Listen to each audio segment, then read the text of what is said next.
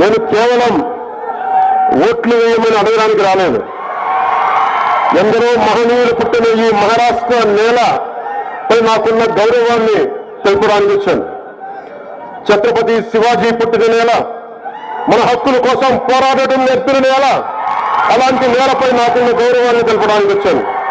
స్వరాజ్యం అనే పదానికి అర్థం తెలిపిన గొప్ప నేలపై నాకున్న గౌరవాన్ని తెలియజేయడానికి వచ్చాను.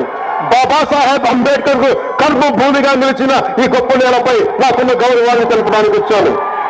రాజ్మాత జిజాబాయి నేర్పిన విలువలతో నిండిన ఈ గొప్ప నేలకు మనస్ఫూర్తిగా నమస్కరించడానికి వచ్చాను.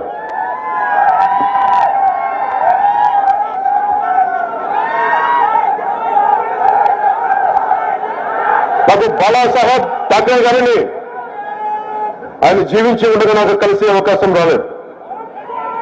కానీ అన్యాయాలను, అక్రమాలను ఎదిరించడంలో ఆయన నాకు బలమైన స్ఫూర్తి.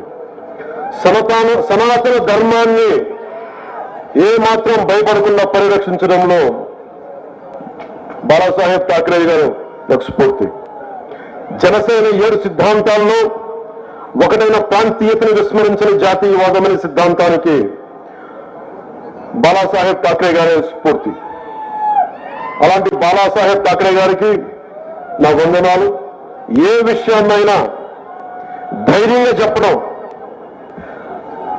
బాలాసాహెబ్ గారి దగ్గర నుంచి నేర్చుకోవాల్సింది ఏ విషయాన్నైనా ధైర్యంగా చెప్పడం, నిర్మోహమాటంగా నిక్కచ్చిగా ఉండడం, అధికారంతో సంబంధం లేకుండా మన సిద్ధాంతాలకు బలంగా కట్టుబడి ఉండటం బాలాసాహెబ్ ఠాక్రే గారి నుంచి నేర్చుకున్నాం.